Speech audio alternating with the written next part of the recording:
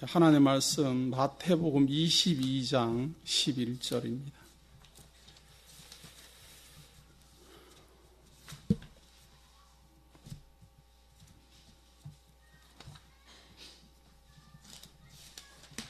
저만 이렇게 더워요? 덥죠? 땀이 그냥 나네요.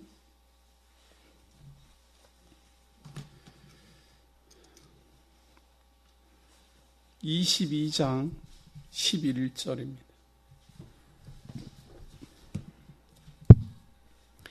임금이 손을 보러 들어올새 거기서 예복을 입지 않은 한 사람을 보고 가로되 친구여 어찌하여 예복을 입지 않고 여기 들어왔느냐 하니 저가 유구무원이언을 임금이 사환들에게 말하되 그 수족을 결박하여 바깥 어두움에 내어 던지라. 거기서 슬피 울며 이를 갈미 있으리라 하니라.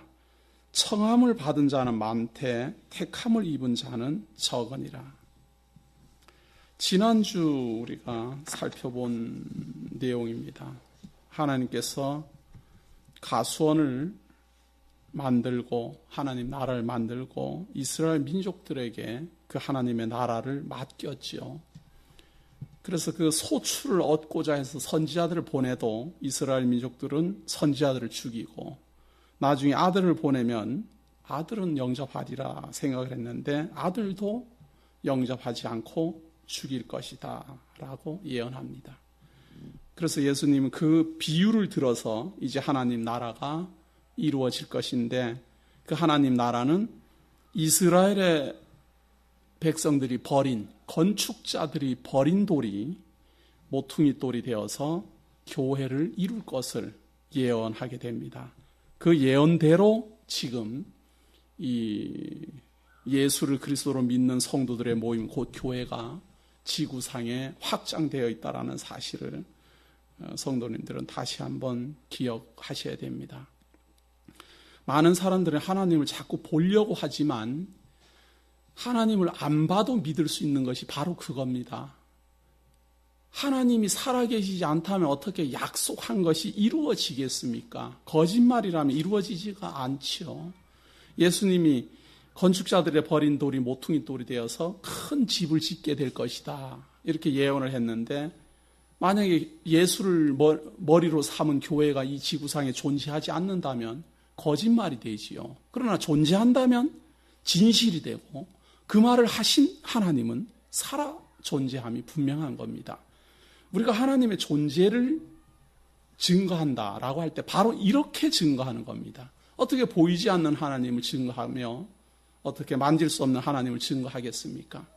그러나 보지도 않고 만지지도 않아도 그분이 존재한다라는 것은 그분이 말한 대로 이루어지는 사실 때문에 그러합니다. 그래서 사실상 우리가 하나님이 존재한다 안 한다 이렇게 말 안 해도 하나님은 그냥 존재하는 거예요. 모든 사람이 아니라 해도 하나님은 말씀하시고 말씀하신 대로 이루심으로 자기를 드러내 보여주기 때문에 그걸 확인하고 하나님은 살아계시다. 나는 보았다. 나는 만졌다. 나는 확증한다. 이렇게 말하는 거죠. 그러면서 이제 그 천국 잔치에 들어올 수 있는 자격자들에 대해서 소개를 하는데 선한 자나 악한 자나 자격이 없습니다. 무제한입니다. 청함을 받는 것은 무제한입니다. 어떠한 조건도 없습니다. 악한 자나 선한 자라는 말은 무조건이다 이런 이야기죠. 청함을 받는 게 그렇다 그 말이에요. 청함을 받은 사람들이 무조건 하나님 나라에 들어갈 수 있고 천국 잔치에 참여할 수 있어요. 그러나 천국 백성이 된다라는 말은 아닙니다. 다시 말해서 교회는 무조건 아무나 올 수 있습니다. 그러나 교회 온다고 해서 누구나 하나님의 택한 백성이 될 수는 없다 그 말입니다. 그럼 택한 백성은 어떤 자입니까? 지난주에 우리가 확인한 바대로 예복을 입은 사람입니다. 물론 이 예복이라는 것은 무엇일까? 자기 손으로 만드는 것은 아닌 것이 틀림이 없고 하나님 나라에서 사용되는 것임이 틀림없고 하나님 나라의 백성들이 입고 있는 옷임에 틀림없습니다. 하나님 나라의 백성으로서 하나님 나라에 존재하고자 한다면 이제 예복을 입어야 될 텐데요. 예복을 입고 있어야 될 텐데 예복이 뭔지도 모르고 있다면은 참 유구무원이죠. 저는 이 구절 중에서도 유구무원이라는 말도 재미있지만 말이에요. 그 13절 한번 보세요. 임금이 사환들에게 말하되 그 수족을 결박하여 바깥 어두움에 내어 던지라. 거기서 슬피 울며 이를 갈미 있으리라 하니라. 이제 예복이 무엇인지도 몰랐던 사람, 청함은 분명히 받아서 함께 있었는데, 잔치자리에 앉아 있었는데, 거기에서 청함은 받고, 분명히 활동도 다 했어요. 그런데도 택한 자가 아니기 때문에 버림을 이제 받게 되는데, 그 버림을 받은 사람은 슬피 울며 이를 간다 그래요. 그냥 울면 그냥 슬피 울면 될 텐데, 왜 이를 갈미 있을까? 이를 가는 거는 보통 억울하다. 이런 표현이죠. 억울하다 이겁니다. 무엇이냐 이거 내가 뭘 잘못했느냐 뭔지 이런 할 때 막 분노하는 슬픔을 이를 갈미 있다 이러죠. 왜? 황당하니까. 자기가 생각했던 천국하고 당하는 그 입장이 너무 황당하니까 그래요. 자기는 하나님 나라에 들어가려고 자기 나름대로 막 무엇을 했는데 그 무엇을 한 것을 임금은 내어놓으라 이렇게 안 하고 예복을 입고 있느냐 없느냐로 판가름을 하는 거예요. 무슨 공을 쌓았느냐, 잔치자리에 들어올 때 무엇을 가지고 왔느냐 이런 거 묻지도 않고 예복이 없다라는 한 가지 조건입니다. 그 조건 때문에 택한 자가 아니기 때문에 버림을 받게 되니까 억울해서 이를 갈미 있으리라. 성경에 보면 이를 갈미 있으리라는 말이 많이 나옵니다. 아주 특별한 문구입니다. 그러나 여사로 보아야 될 내용이 아닙니다. 하나님의 심판이 이루어질 때 정말 황당해서 이를 갈 사람이 많을 겁니다. 왜? 자기가 알고 있던 거하고 다르니까. 그러면 황당하지 않고 이를 갈지 않으려면 어떻게 할까? 애초부터 하나님이 무엇이라고 했는지를 알아야 되죠. 하나님이 무엇이라고 했는지를 알고 하나님이 하신 말씀대로 우리가 생활을 하고 하신 말씀대로 하나님 나라에 입성하고 하나님 말씀대로 이루어질 하나님 나라에 존재하면은 억울할 건 하나도 없지요. 미리 알고 있는 거니까. 그러나 모르고 있기 때문에 누가 속이면 속이는 대로 잘못 알고 있으면 잘못 알고 있는 대로 막 열심히 한 거예요. 그것이 아무런 소용이 없다라는 겁니다. 하나님 나라에서는 아무 소용이 없다라는 겁니다. 자기가 생각했을 때는 이걸 하면 하나님이 좋아하겠다. 이걸 가지고 가면 잔치자리에서 환영받겠다. 이걸 가지고 가면 잔치자리에서 상석에 앉겠다. 여러 가지 생각들이 전부 다 아니라는 이야기입니다. 전부 다 아니라. 왜?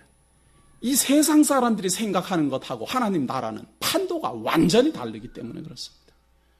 그래서 우리는 하나님 나라에 입성하는 성도들의 예복, 오늘은 그 예복이 무엇인지를 예수님은 소개합니다. 제가 미리 말씀드립니다. 잔치 자리에는 예복이 있어야 되는데 예복은 뭘까? 이래갖고 내 머릿속으로 또 생각하지 마세요. 예수님이 지금부터 설명을 할 거니까. 그걸 봐야 아하 이것이 하나님 나라의 예복이로구나 하고 알게 되어 있습니다. 예복이라는 말은 무엇인가 하면은 그 잔치 자리에 참석할 수 있느냐 없느냐 하는 조건이잖아요. 예복을 입고 있으면 그 잔치 자리에 참석할 자격이 있고 그 예복이 없으면 쫓겨나는 사람입니다. 그러니까 이 조건이 무엇이냐? 하나님 나라에 들어가는 조건, 하나님의 택한 백성이 되는 조건, 그것이 무엇일까? 성도 여러분들도 잘 보고 내가 예복을 입은 성도인가 아닌가? 내가 지금 예복을 입고 하나님 천국 잔치에 참여했는가 안 했는가 살펴볼 필요가 있습니다. 15절입니다. 이에 바리새인들이 가서 어떻게 하여 예수로 말의 올무에 걸리게 할까 상론하고 자기 제자들을 헤롯 당원들과 함께 예수께 보내어 말하되 선생님이여 우리가 아노니 당신은 참되시고 참으로서 하나님의 도를 가르치시며 아주 높여주시죠.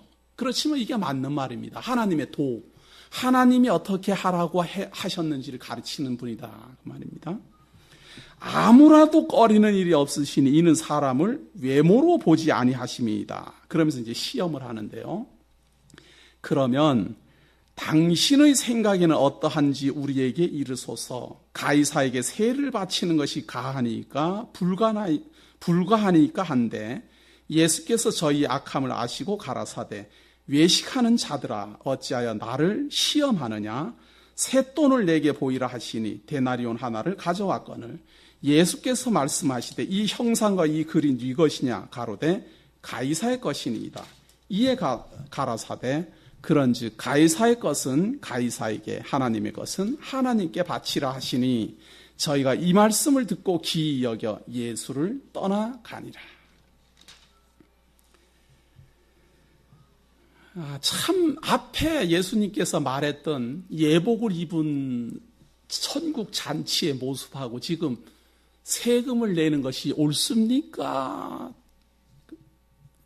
틀린 겁니까? 라고 묻는 거하고는 아무 상관없는 것 같지만 아주 깊은 상관이 있죠. 지난번 제가 마태복음 강론할 때 여기 강론을 하면서 이 가이사의 것은 가이사에게 하나님의 것은 하나님께 바치라는 말에는 비밀이 있습니다. 그렇게 하고 그냥 넘어갔죠. 아마 제가 여름 사경에서도 그런 말을 아마 한 기억이 납니다. 가이사의 것은 가이사에게, 하나님의 것은 하나님께 바치라 하셨다. 여기에는 참 신비스러운 비밀이 있습니다. 어떤 분이 자꾸 묻더라고요. 물어서 알 수 있지 않아요. 그게 이렇게 물어서 이렇게 1 더하기 1은 2입니까? 이렇게 묻는 정도의 그런 이야기가 아니에요. 왜? 의미니까. 의미라는 것은 요것이 요러니까 요렇다 이렇게 되는 게 아니고 그 속에 흐르는 어떤 깊은 뜻을 이렇게 깨달아져야 되죠. 마음으로, 가슴으로, 진한 감동으로 느껴져야 됩니다. 그래서 저는 어떻게 생각하면은 아는 척 할 것처럼 비칠지는 모르지만 그렇게 이렇게 단답형으로 말해서 될 것이 아니기 때문에 제가 좀 답변을 회피했는데요. 앞에서 했던 예복의 문제와 지금 이어지는 이 질문은 아주 직접적인 연관이 있습니다. 하나님의 천국 잔치에 참석하는 사람이 예복을 입고 참석해야지 되는데요. 그 사건하고 전혀 관계도 없을 것 같은 사건으로 어떤 사람이 질문하는데 이 사람은 아무 의미도 없이 예수님을 올무에 거리려고 하는 겁니다. 왜냐하면 세금을 내지 말라고 가르치면 로마 군사들에게 붙잡히게 되어 있습니다. 세금 거부 운동을 펼치니까. 그래서 붙잡히게 되어 있고 또 로마 제국에게 세금을 내라 그러면 우리가 로마 제국의 시민입니까? 우리는 하나님의 백성인데요. 이래서 이스라엘 민족들에게 선지자 취급을 못 받습니다. 선지자가 어떻게 로마 제국에게 세금을 바치라 하느냐 그래갖고 선지자 취급을 못 받고 또 세금을 바치지 말라 그랬다가 로마 군사에게 정치범이 됩니다. 세금 거부 운동을 펼치라 하니까. 그래서 요 두 가지 올무에 걸리려고 지금 질문을 한 건데요. 예수님은 거기에 올무에도 안 걸리면서 천국 하나님 나라의 비밀을 소개합니다. 질문하기 그러잖아요. 세금을 바치는 게 옳습니까? 그럽니까? 그러니까 그 쇳돈을 내게 보이라 그럽니다. 보이니까 거기에 이제 로마 황제의 사진이 그림이 있는 거죠. 그 그림이 있으니까 이것은 가이사의 것이니까 가이사에게 바치고 하나님의 것은 하나님께 바쳐라. 그 자리에 있던 사람들이 이 말을 알아들었는지 못 알아들었는지 모르지만 예수님이 하는 말은 이 세상에서 가이사, 다시 말해서 정치 권세자들의 지도 아래 살고 있는 이 세상의 모든 가치는 하나님 나라에서는 무가치하다. 이 세상에서는 가치가 있어요. 가이사의 것은 가이사에게 바치고 그걸로 물건을 사고 그걸로 재산을 불리기도 하고 하는 가치가 있어요. 하나님 나라에서는 아무런 가치가 없어요. 그럼 하나님 나라에서는 어떤 가치가 있는가? 하나님의 것으로 드려져야 가치로 와요. 그런데 하나님의 것이 어디 있는가? 유일하신 하늘로부터 오신 우리 주 예수 그리스도밖에 없습니다. 그래서 독생자라 그럽니다. 이 세상에 있는 모든 것을 하나님께 바쳐도 다 무가치하되 하나님께서 보내신 자 우리 주 예수 그리스도를 나의 메시아, 나의 주 그리스도로 고백하는 그 고백은 천국에서 바로 가치로운 고백입니다. 그러나 생각해 보십시오. 이명박이 한데 가갖고 예수를 나의 주로 고백합니다. 저는 예수 그리스도로 말미암아 하나님의 백성이 되었습니다라는 고백이 이 정치 권세가에게 무슨 가치가 있겠습니까? 아무런 가치가 없어요. 무가치예요. 우리가 예수 믿고 하나님 나라 증거하고 하나님의 복음 전파한 거 무가치예요. 그러나 세상 사람들이 볼 때 무가치한 것이 하나님께는 가치롭고 하나님 나라에서 볼 때 우리가 귀하게 여기는 세상 사람들이 귀하게 여기는 세상의 돈들, 재물들은 하나님 나라에서는 무가치합니다. 그러므로 하나님 나라의 천국 잔치에 들어갈 때 많은 사람들이 가치롭다고 생각하는 것이 이 세상 재물이라면 이를 갈림이 있을 것입니다. 하나님께서 우리가 좋아하는 재물을 바쳐서 하나님이 좋아한다라고 생각을 하고 하나님 나라의 천국 잔치에 참여했다면 그 사람은 이를 갈게 될 겁니다. 왜? 아니 내가 그 아까운 돈 그래도 하나님을 위하여 내가 그렇게 많이 갖다 바쳤는데 그게 무가치하다고? 이렇게 되니까. 그러나 예수님은 하나님은 예수 그리스도를 통하여 분명하게 말했습니다. 가이사의 것은 가이사에게나 바쳐라. 내게는 하나님의 것을 바쳐라. 하나님의 것이 무엇입니까? 내가 보냈다. 그래서 우리는 그리스도를 통하여 그리스도 안에서 그가 내 안에, 내가 그 안에 이렇게 고백하는 겁니다. 왜? 하나님이 보내신 유일한 하나님의 것이기 때문에 그렇습니다. 이 세상 모든 만사 만물이 물론 하나님의 것입니다. 그러나 이 만사 만물을 하나님께서는 아담 타락 이후 사단의 공중권세에 맡겨버렸습니다. 그렇기 때문에 사단의 공중권세 아래 있는 이 모든 세상의 모든 것들은 하나님 앞에 무가치한 거예요. 오직 가치로운 것은 하나님이 보내신 자 우리 주 예수 그리스도의 이름이며 그분의 보혈의 공로이며 그분의 은혜이며 그분의 가치입니다. 그러나 세상 사람들은 이것을 무가치하다고 봅니다. 얼마나 멋있습니까? 예수님은 지금 자기를 올무에 걸리게 하는 사람에게 답변을 하면서 천국의 비밀을 밝히는 겁니다.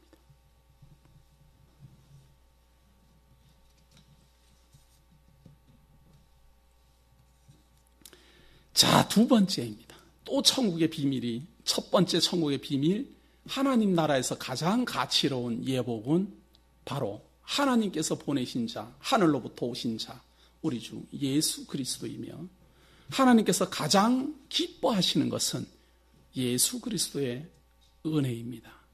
그렇기 때문에 오직 예수라는 말은 구호로 그쳐서는 안 됩니다. 그 의미를 알아야 됩니다. 우리가 왜 오직 예수라고 하느냐? 고집스럽게 그냥 신념으로 오직 예수라고 외치라고 그 말이 있는 게 아닙니다.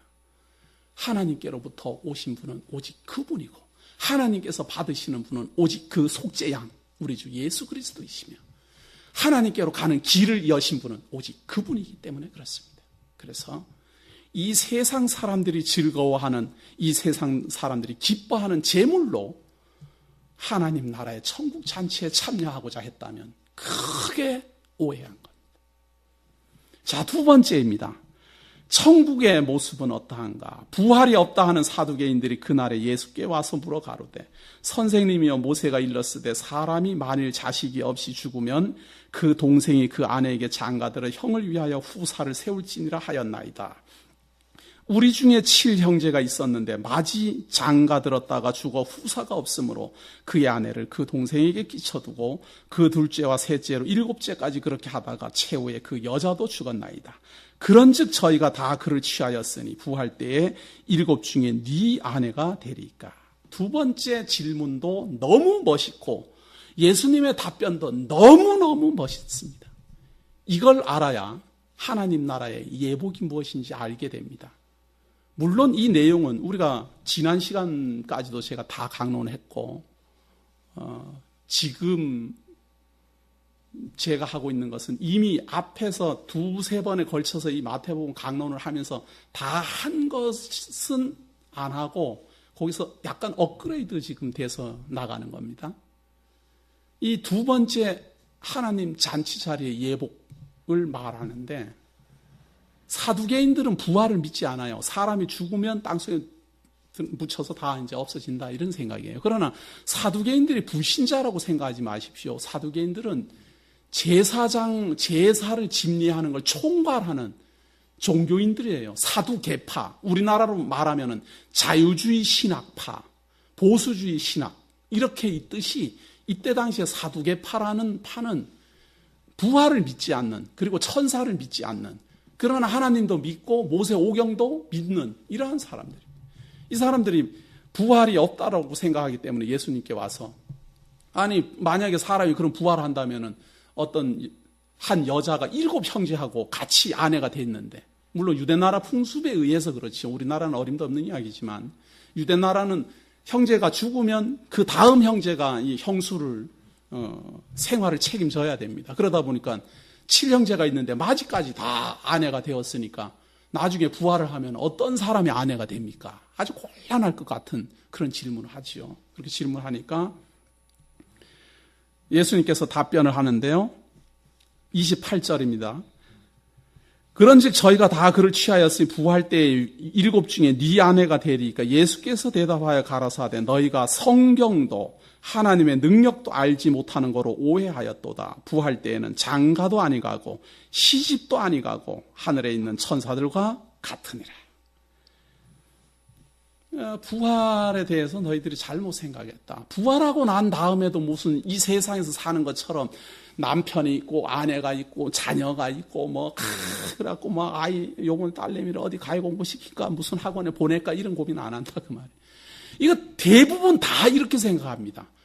오죽하면은 천국에 가면은 일 많이 한 사람은 맨션 아파트에 살고 일 적게 한 사람은 임대 아파트에 살고 이런 말이 바로 이런 사두개인의 사상. 지금 우리가 살고 있는 이 세상에서 조금 더 잘 사는 조건이 아마 천국이라고 생각을 하는 그러한 생각이잖아요. 예수님이 하는 말은 전혀 다르다 그 말이에요. 전혀 다르다. 시집도 아니 가고 장가도 아니 간다. 그러니까 지금 우리가 살고 있는 남자와 여자가 만나서 아이 낳고 살고 이런 생활이 아니에요. 문화가 전혀 달라요. 이것이 하나님 나라의 천국인데 이 대화 속에서 가장 의미심장한 말은 무엇인가 하면 하나님 나라의 잔치에 참여할 수 있는 두 번째 조건, 부활을 해야만 가능하다. 첫 번째 예복, 하늘로서부터 오신 분을 드려야 가능하다. 두 번째, 부활을 해야 하나님 나라의 백성으로 살 수 있다. 이것이 지금 두 번째 답변에서 나오는 것이요. 자, 그러면서 덧붙입니다. 죽은 자의 부활을 의논할진대 31절입니다. 하나님이 너희에게 말씀하신 바 나는 아브라함의 하나님이요 이삭의 하나님이요 야곱의 하나님이로라 하신 것을 읽어보지 못하였느냐. 하나님은 죽은 자의 하나님이 아니요 산 자의 하나님이라 하시니 무리가 듣고 그의 가르치심에 놀라더라. 하나님이 볼 때 천국 백성은 죽은 자는 하나님의 백성이 아니에요. 산 자야 돼요. 살아 있어야 돼요. 그런데 우리는 어떤 자들인가? 아담 타락 이후 사망의 권세 아래 죽은 자들입니다. 그래서 누구나 다 사망의 권세 아래 다 죽어갑니다. 그런데 이 죽은 상태로는 하나님 나라에 입성할 수 없습니다. 그러므로 중생하여 거듭나야 하며 신령한 몸으로 부활해야 가능합니다. 이것이 하나님 나라의 천국에 들어가는 두 번째 가장 크고 가장 신비로우며 가장 가슴속 깊이 간직해야 될 우리의 소망이자 예수 그리스도로 말미암아 덧입혀진 예복입니다. 우리는 그리스도로 말미암아 속량 제물로 하나님이 보내신 영원한 어린 양 우리 주 예수 그리스도를 속죄 제물로 대속 제물로 하나님께 바침으로 우리는 하나님 나라에 들어갈 수 있는 예복을 얻었습니다. 두 번째는 예수 그리스도의 약속대로 나를 믿는 자는 영원히 죽지 않고 살리라 라는 약속에 의해서 비록 지금은 육신을 입고 있다가 사망의 권세 아래 다 죽어가지만 예수 그리스도로 말미암아 생명의 부활로 일어나게 될 겁니다. 그 다음에 우리에게는 영원한 하나님 나라의 천국 잔치가 열리는 것입니다. 자, 세 번째, 이제 하나님 나라의 예복에 대해서 세 번째 비밀스러운 내용이 밝혀지게 됩니다. 예수를 속죄 제물로 바침으로 하나님의 백성이 되었고 천국에 들어갈 수 있는 예복을 얻었습니다. 그리고 예수를 통하여 중생하여 거듭난 하나님의 백성이 신령한 몸으로 변화함으로 하나님 나라에 들어가게 됩니다. 그렇다면 세 번째, 유대인들은 너무도 궁금한 게 있습니다. 무엇인가 하면 구약은 뭡니까 그러면? 지금 제가 말씀드린 건 전부 신약이야. 예수를 그리스도로 믿는다. 신령한 몸으로 부활한다. 심판받는다. 이게 전부 다 신약 아니에요. 그러면 하나님께서는 아담 때로부터 시작해가지고 이스라엘 민족을 인도하고 이스라엘 민족을 통해서 하나님의 계시의 말씀을 다 기록하게 한 이 앞에 이 구약은 도대체 무슨 가치가 있습니까? 라는 생각 들 거 아니에요. 하나님 나라의 그 구약은 아무 그러면 가치도 없고 예수를 그리스도로 믿고 속죄제물로 드리고 신령한 몸으로 부활하고 그러면 갈 것 같으면 구약은 아예 그냥 없애버리면 될 것 아닙니까? 뭐 심지어 또 그런 사람들 있습니다. 그런 교단. 구약 아예 잘라버리고 없애버려요. 그래갖고 폐기해버리는 자예요. 오직 예수만 믿으면 되니까. 구약은 중요합니다. 왜? 왜 중요한가? 그 하나님 나라의 주인이 누구인지를 소개하고 있기 때문에 그렇습니다. 그 하나님 나라의 왕 중 왕이 누군지를 소개하고 있기 때문에 그렇습니다. 그 하나님 나라의 주권자가 누구인지를 밝혀주고 있기 때문에 구약은 중요합니다. 그리고 구약이 있어야 속죄 제물이 필요함을 깨닫고 구약이 있어야 우리가 사망의 권세 아래 죽은 자임을 압니다. 그래서 생명의 부활을 소망하게 되어 있습니다. 그래서 구약은 중요합니다. 그래서 그 구약을 다루어 주기 위해서 세 번째 질문이 나옵니다. 34절입니다. 예수께서 사두개인들로 대답할 수 없게 하셨다 함을 바리새인들이 듣고 모였는데 그 중에 한 율법사가 예수를 시험하여 묻되 선생님이여 율법 중에 어느 계명이 크니까? 자, 하나님 나라에 들어가기 위해서 속죄 제물을 하나님께 바쳐야 되는데 속죄 제물을 바치려면 율법 없이는 불가능하지요. 왜? 율법에 의해서 내가 죄인이라는 것이 밝혀지고 율법에 의해서 속죄 제물을 드려야 죄사함을 받는다라는 것이 밝혀지기 때문에 그렇습니다. 그래서 예표로 양을 들여서 속죄 제사를 삼았는데 실체는 우리 주 예수 그리스도를 대속 제물로 바친다라는 것에 대한 약속이었죠. 그런데 그 율법 중에서 많은 속죄 제사도 있고 많은 것들이 많이 있는데 그 중에 가장 귀중한 가장 중요한 내용이 무엇입니까? 물으니까 예수께서 가라사대 내 마음을 다하고 목숨을 다하고 뜻을 다하여 주 너의 하나님을 사랑하라 하셨으니 이것이 크고 첫째 되는 계명이요 둘째는 그와 같으니 내 이웃을 내 몸과 같이 사랑하라 하셨으니 이 두 계명이 온 율법과 선지자의 강령이니라. 율법을 한마디로 요약하면 위로는 하나님을 사랑하고 아래로는 내 이웃을 내 몸처럼 사랑하라 하신 것이다. 그걸 못했다라고 생각하면 속죄 제사가 필요한 사람이고, 그걸 못했다라고 생각하면 죄의 삭수로 죽은 자임을 고백해야 될 것이며, 그걸 못했다라고 생각하면 하나님의 심판 아래 놓여 있음을 고백해야 됩니다. 만약에 위로는 하나님을 사랑하고 아래로는 내 이웃을 내 몸처럼 사랑했다라고 자신 있게 말할 수 있다면 그 사람은 하나님의 아들이라 칭함을 입을 것입니다. 그 사람은 굳이 사망의 권세 아래 죽지 않아도 될 것입니다. 왜? 죄가 없는 사람이니까. 따라서 대속제물도 필요 없고 부활도 필요 없습니다. 의로운 사람이니까. 그러나 위로는 하나님을 사랑하지 못했습니다. 나를 대신하여 하나님을 사랑하신 우리 주 예수 그리스도를 나는 의지하고자 합니다. 내 이웃을 내 몸처럼 사랑하라 하신 말씀, 들을 때마다 말할 때마다 하나님 앞에 부끄럽습니다. 그러나 위로는 하나님을 사랑하시고 아래로는 우리 모두를 한 형제 자매로 사랑하신 우리 주 예수 그리스도의 은총을 입어 우리가 한 형제 자매요 하나님을 아버지라 부르게 되었습니다. 라고 고백한다면 우리는 비록 율법을 지키지 못했고 율법의 대강령에 죄인으로 드러나지만 하나님 나라의 잔치에 참여할 수 있는 예복을 입은 사람들입니다.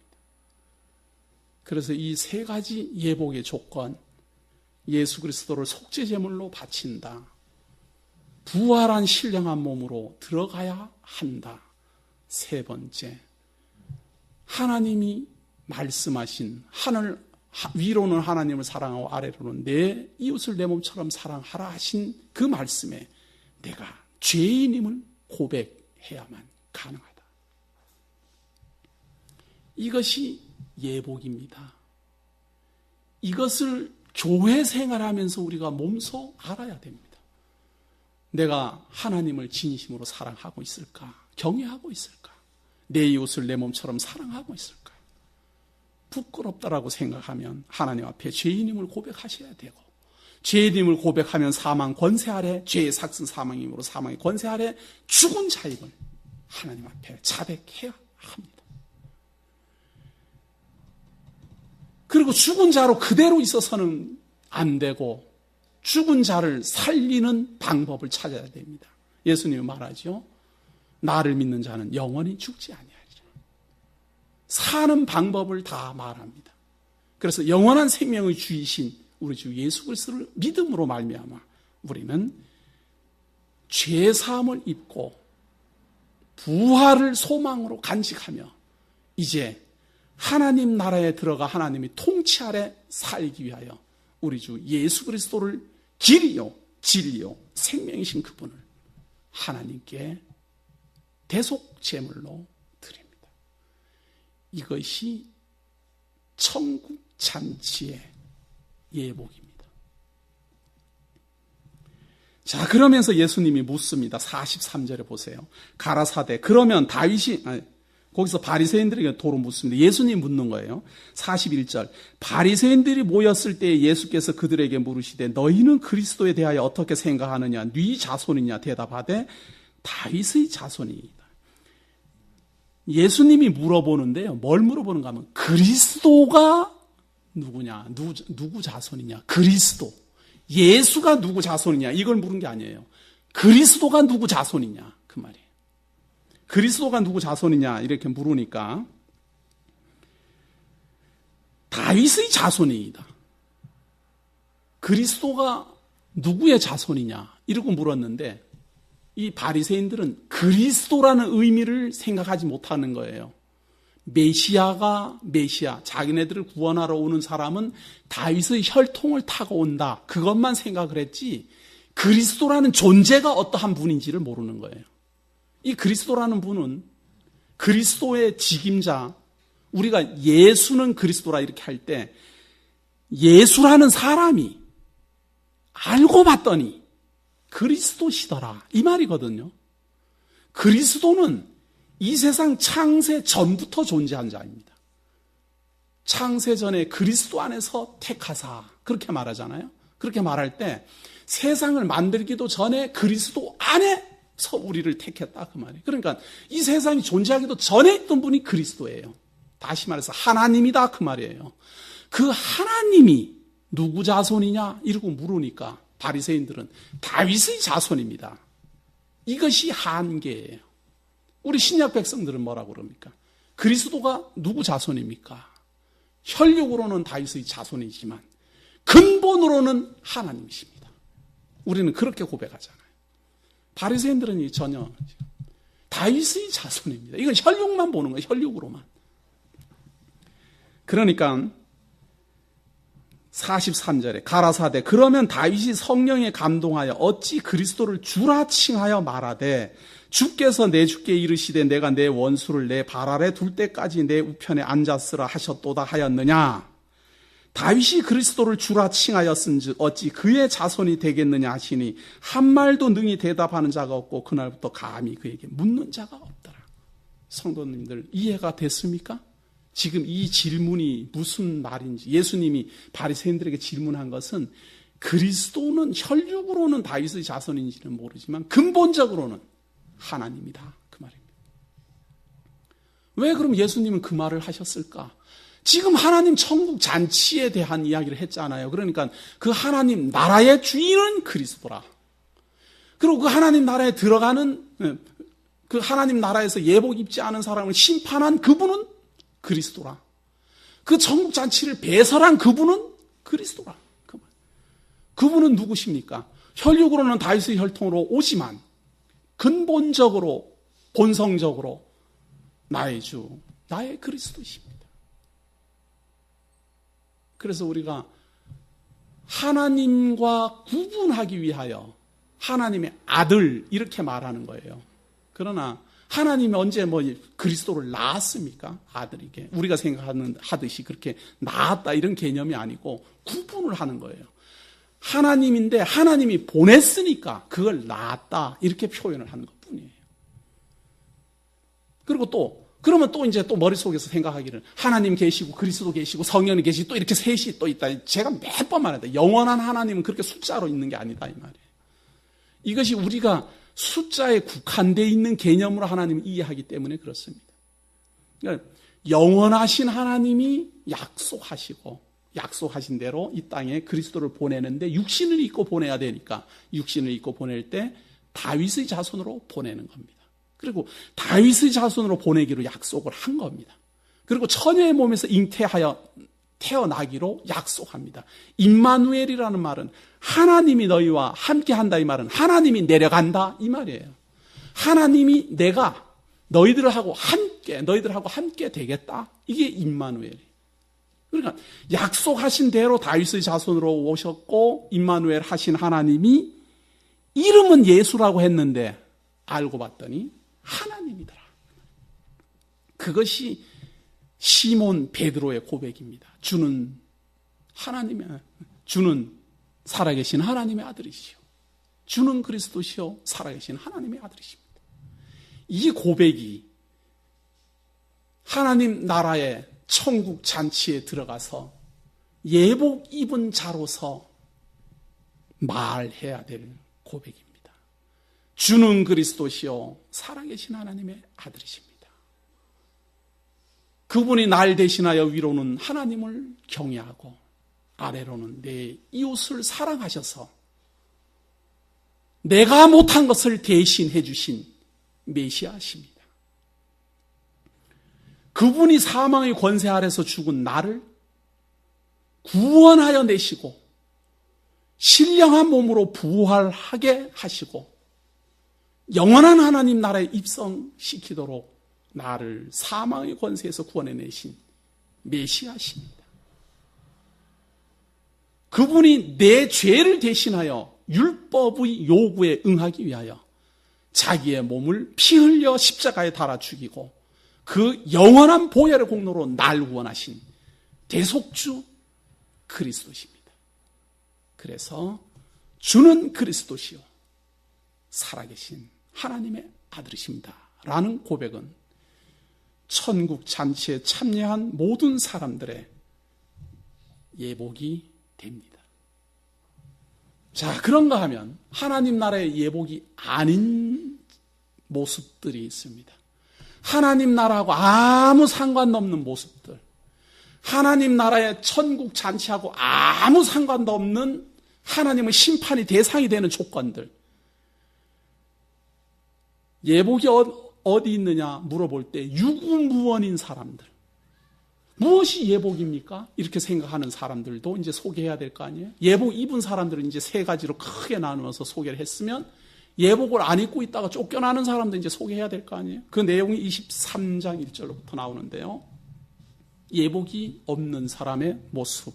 이에 예수께서 무리와 제자들에게 말씀하여 가라사대, 서기관들과, 지금 이게 이런 말은 안 끊어졌다 그 말이에요. 아직 말 안 끝났다 그 말이에요. 지금 계속해서 이어지고 있다 그런 이야기 아니에요. 예복, 천국 잔치 예복, 그리고 그 천국 그 앞에는 또 건축자들이 버린 모퉁이 돌, 거기서부터 시작해가지고 계속 지금 말이 이어지고 있는 거예요. 이에 예수께서 무리와 제자들에게 말씀하여 가라사대, 서기관들과 바리새인들이 모세의 자리에 앉았으니 그러므로 무엇이든지 저희의 말하는 바는 행하고 지키되 저희의 하는 행위는 본받지 말라. 저희는 말만 하고 행치 아니하며 또 무거운 짐을 묶어 사람의 어깨에 지우되 자기는 이것을 한 손가락으로도 움직이려 하지 아니하며 저희는 모든 행위를 사람에게 보이고자 하여 하나니 곧 그 차는 경문을 넓게 하며 옷수를 크게 하고 잔치의 상석과 회당의 상자와 시장에서 문안받는 것과 사람에게 랍비라 칭함을 받는 것을 좋아하느니라. 예복 입지 않은 사람. 예수님이 너는 예복을 어디다 두었느냐? 그런데 이 사람은 예복을 단단히 챙겨 입은 사람이에요. 이게 차는 경문, 여기에다 차는 거 이렇게 크게 하고 이거 옷수를 크게. 예복은 이런 거 아니에요? 예복 이런 막 이러고 펄펄 이러고 지금 천국잔치에 싹 들어갔는데 그 잔치 주인이 묻는 거에 너 예복이 어디 있느냐? 그러니까 이 양반이 눈이 없나 보고도 모르나 이제 이런 거 아니에요? 천국 잔치가 열렸는데 예복을 입고 왔는데 우리들이 생각하는 예복은 바로 이런 것 아니에요. 막 넓게 입고 겉으름을 피우고 남들이 볼 때 호화스럽고 종교적 냄새가 확 나는 옷. 하나님 나라에서는 아주 무가치한 예복입니다. 아주 무가치한 예복. 그리고 이런 사람들의 특징, 겉으로 치장하고 막 종교적 냄새 많이 하고 겉으름 피우고 의로운 모습 다 갖춘 이 사람들의 특징은 말로만 한다는 거예요. 가르치는 거는 아주 잘 가르쳐요. 지금 이 내용 보세요. 서기관들과, 요거 2절 보세요. 서기관들과 바리새인들이 모세의 자리에 앉았으니 그러므로 무엇이든지 저희의 말하는 바는 행하고, 말은 옳게 한다 그 말이에요. 왜? 모세의 말 그대로 읽으니까 옳게 하는 거죠. 중요한 것은 모세의 말이 중요한 게 아니에요. 모세는 말하고 내 이웃을 내 몸처럼 사랑하라 이렇게 말했으면 내 이웃을 내 몸처럼 사랑해야지 모세의 율법을 지키는 거지. 말로만 내 이웃을 내 몸처럼 사랑하라. 말로만 해서 되는 게 아니에요. 그런데 말은 맞아요. 내 이웃을 내 몸처럼 사랑하라. 위로는 하나님을 사랑하고 아래로는 내 이웃을 내 몸처럼 사랑하라. 말은 맞는데 안 한다 그 말이야. 안 한다. 예나 지금이나 종교 지도자들은 다 이런 모습들이 다 있습니다. 왜? 그 의미를 모르기 때문에 그렇습니다. 지금 예수님은 하나님 나라에서 필요 없는 예복, 그걸 지금 지적하고 있는데 그걸 모르니까 막 가운으로 뭐 걸치고 모양으로 내고 말로는 그냥 사랑. 아이고 사랑 타령 교회처럼 늘어진 데가 없어요. 세상 천지에 사랑을 아주 그냥 더글더글 끓어요. 말로만. 그러면서도 그냥 교회 내에서조차도 그냥 뭐 자기네들끼리 막 그냥 싸움하고 말이죠. 김 권사님 편 정권사님 편, 뭐 이렇게 해갖고는 미워하고, 또 사는 생활이 또 다 다르다 보니 어떤 사람은 또 천대받고 어떤 사람은 또 높임받고 권세가 있고 뭐 없고 막 이거 차이로 무시당하기도 하고 존경받기도 하고 이하단 아니에요? 이런 것들이 천국에서는 아무런 예복의 가치가 없는 것들인데 이상하게도 이 세상에서는 참 멋있어 보여요. 우리 사람들이 강 목사가 양복을 입고 강론할 때 하고 이런 가운을, 제가 가운에 대해서 안 좋게 말하니까 우리는 뭐 가운이 뭐 그렇게 좋냐 이러지만 저는 한번 입어보고 싶어요. 전 멋있을 것 같아요. 아주. 이렇게 딱 이렇게 해갖고. 예? 그리고 축도 하면 쫙 하면 여기서부터 여기까지 막 쭉 늘어지잖아요. 그래야 무슨 종교적 냄새가 나잖아요. 우리 다 그것을 무가치하다고 생각합니까?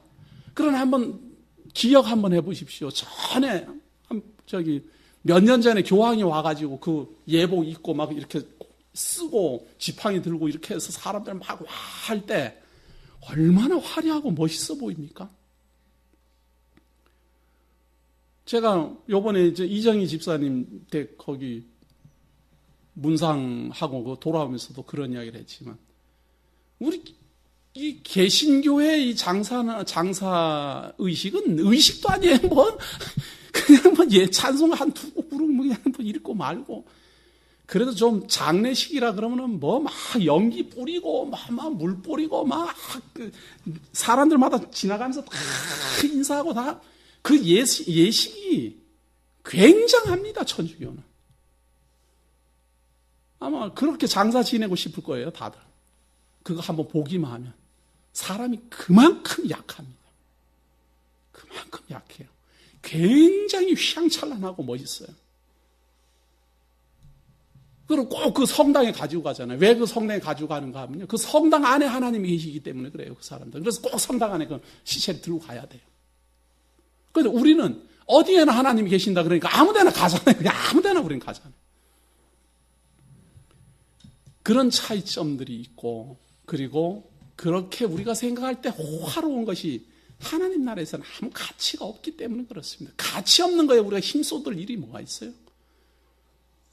그런 것은 하나님 나라에 들어가는 예복도 아니며 가치도 아니며 기준도 아닙니다. 또 보세요. 9절입니다. 7절입니다. 시장에서 문안받는 것과 사람에게 랍비라 칭함을 받는 것을 좋아하느니라. 사람들이 아무리 존경해 본들 아무 가치 없어요. 사람들이 그 사람 다 존경한다고 해서 하나님 나라에 들어갈 수 있는 자격이 있다? 그런 거 없어요. 우리 어릴 때 그런 말, 이순신 장군이 얼마나 참 존경스러운 일을 했습니까? 그러니까 하나님이 이순신 장군은 참 천국에 들어보내줬을 것 같아요. 꼭 생각이. 사람들이 존경한다고 되는 거 아니에요. 천국은 옷을 휘황찬란하게 입어도 안 되고 사람들이 존경한다고 해서 예복이 되는 것도 아니고 사람들이 선생님 한다고 해서 하나님 나라에서도 인정받는 사람은 아닙니다. 9절 보세요. 땅에 있는 자를 아비라 하지 말라. 너희 아버지는 하나이시니 곧 하늘에 계신 자신이라. 또한 지도자라 칭함을 받지 말라. 너희 지도자는 하나이니 곧 그리스도니라. 너희 중에 큰 자는 너희를 섬기는 자가 되어야 하리라. 누구든지 자기를 높이는 자는 낮아지고 누구든지 자기를 낮추는 자는 높아지리라. 하나님 나라는 이러한 것입니다. 지도자는 그리스도요. 왕중왕은 그리스도요. 앞에서 바로 하나님 나라에서 그리스도가 누구냐? 다윗의 자손으로 옵니다. 그런데 왜 다윗은 그를 경외했을까? 자기의 자손으로 오는 사람을 왜 높였을까? 근본 하나님이시기 때문에 그렇다. 하나님 나라에서는 누가 지도자입니까? 그리스도라. 그분이 우리의 지도자요. 우리의 아버지는 누구십니까? 그분을 보내신 자 하나님을 아버지라 부른다. 그래서 사실은 우리가 여기 이 육신 아직 부활하지 않았잖아요. 아직은 우리가 천국 잔치에 들어간 게 아니고 천국 잔치에 들어갈 것이라는 소망을 가진 성도들이에요. 아직 우리는 부활도 안 했고 아직 우리는 속죄함을 딱 받은 거룩한 몸도 아니에요. 다만 소망으로만 지금 알고 있는 거 아니에요. 소망으로만. 그렇게 알고 있으면서 하나님 나라는 어떠합니까? 그리스도가 지도자요, 하나님은 아버지고 우리는 다 형제요 한 자매가 된다. 그런데 거기에서 무슨 선생님이 있고, 거기에서 무슨 지도자가 있고, 거기에서 무슨 계급이 있겠습니까? 이것이 천국입니다. 우리가 교회 생활하면서도 큰 자가 작은 자를 섬긴다. 이거는 지금 천국 생활에 대한 연습해 보는 겁니다. 지도자가 아니라 선생이라 칭함을 얻지 마라. 이런 것은 천국에서 이루어질 것에 대한 연습하는 거예요, 지금. 예표로. 사실은 여기에서 하는 말을 우리가 안 쓸 수가 없잖아요. 선생이라고 다 해야 되잖아요. 선생님이라고 하지요. 목사님, 장로님, 이런 말이 다 선생이라는 의미의 그 직임 아니에요. 이런 걸 사실은 다 안 써야 되죠. 여기, 만약에 지금 여기가 천국이라면 말이에요. 천국이 아니고 하나님 나라에서는 이루어질 것에 대한 예표니까 우리는 이걸 완전히 철폐를 못해요. 다 선배도 있고 지도자도 있고 다 선생님도 있고 다 있죠. 그러나 그 의미를 알고 있어야 됩니다. 일시적인 다. 다시 말해서 교회 생활하면서 목사님 소리 듣는다고 해서 그것이 천국에서도 목사님 안 된다 그 말이에요. 이 세상에서 살면서 지도자 칭함을 얻었다 하더라도 그것이 천국에서도 통하지 않는다. 아무 관계없어요, 그런 건. 그럼 지금 이 세상에 살면서 그런 것을 왜 필요합니까? 질서를 위해서 선배가 있고 후배가 있고. 이거 우리가 정한 게 아니에요. 세상 질서가 그런 거 아니에요. 우리가 만드는 것이 아니라 세상의 상식적인 질서를 그냥 따라가면서 하는 거예요. 그래서 그 본질적인 의미는 알고 있어야 됩니다. 지금 우리가 하고 있는 것은 마치 선생이니 지도자니 목사니 장로니 이렇게 하는 것은 마치 무엇과 같은가 하면 우리 이 몸이 죽어서 땅에 묻히면 다 없어지잖아요. 그리고 신령한 몸으로 부활하듯이 다 없어질 것을 지금 가지고 하고 있는 거예요. 우리 다 이 세상 떠나면 다 없어져요. 하나님 나라에서도 그거 아무 가치 없어요. 하나님 나라에 입성할 때 하나님이 강세창이 너는 목사 일 했구나. 너는 상석에 앉아라. 이 최인성 권사 당신 권사 두 번째 앉아라. 이런 거 없다 그 말. 그 없는 걸 우리는 왜 지금 합니까? 교회 생활을 하면서 작은 자를 좀 섬기는 연습하고 있는 거예요. 어떻게 해서든 천국 생활을 맛보려고. 그리고 낮아지고자 하고 위에서 군림하기보다 어떻게 해서든지 봉사하고자 합니다. 자, 그러면서 이 심판자가 나오죠. 화 있을진저. 이게 지금 예복을 입지 않고 하나님 천국 잔치에 들어갈 자격이 없고 바깥 어두운 데 쫓겨나 이를 갈미 있을 사람들. 화 있을진저 외식하는 서기관들과 바리새인들이여 너희는 천국 문을 사람들 앞에서 닫고 너희도 들어가지 않고 들어가려 하는 자도 들어가지 못하게 하는도다. 잘못 가르치고 있다 그 말이죠. 자기도 천국 못 들어가고 남도 못 들어가게 한다. 화 있을진저 외식하는 서기관들과 바리새인들이여 너희는 교인 하나 얻기 위하여 바다와 육지를 두루 다니다가 생기면 너희보다 배나 더 지옥 자식이 되게 하는도다. 자기도 못 들어가고 남도 못 들어가게 하고, 그리고 안타까운 것은 그런 사람들 따라갔다가 지옥 자식 되고, 그러니까 천국 백성 되는 게 우리 뜻대로 되는 게 아니에요. 잘못 가르치는 서기관과 바리새인들, 화 있을진저 하는 대상이 되는 그런 사람들한테 가서 배우면 지옥 자식 되는 거지. 어떡하겠어요? 내가 머리가 좋아갖고 내가 예수님을 믿고 내가 예수님 예복을 입고 내가 천국 들어가는 게 아니라 이런 지도자를 안 만나게 하신 하나님의 주권적 섭리가 없으면 불가능하다. 16절에 화 있을진저 소경된 인도자여 너희가 말하되 누구든지 성전으로 맹세하면 아무 일 없거니와 성전에 금으로 맹세하면 지킬지라 하는도다. 이거 아주 계속 나오기 때문에요. 다음 주에 이어서 해야 되겠습니다. 오늘은 꼭 기억해야 되실 것, 하나님 나라의 예복 3가지, 그리고 그 하나님 나라의 주인이신 그리스도에 대한 의미 가슴속 깊이 간직하시고 예복을 입지 않은 사람의 모습, 그리고 우리 현재 교회의 모습들도 다시 한번 재차 점검하셔서 이 세상에서 우리가 감당하고 있는 모든 이런 직임들 하나님 나라에서는 소용없는 것들이구나. 다 일시적으로 우리가 이 몸을 일시적으로 사용하면서 하나님 배우는 거 아니에요? 그것처럼 일시적으로 사용하다가 다 없어질 것들입니다. 그러니까 명예심 그런 거 그렇게 중요하게 여기지 마십시오. 명예심 아니에요. 존경받는 것, 지도자로서의 위치 이런 거 다 알고 보면 우리가 싫던 좋던 다 없어지게 돼 있는 겁니다. 그런데 우리 명예심, 그 또 어떤 어른으로서의 위치, 그거 무너지면 곧 막 그냥 못 살 것 같잖아요. 그러나 결국은 다 없어질 것들, 하나님 나라에서는 무가치한 것들입니다. 자, 기도하심으로 마치겠습니다.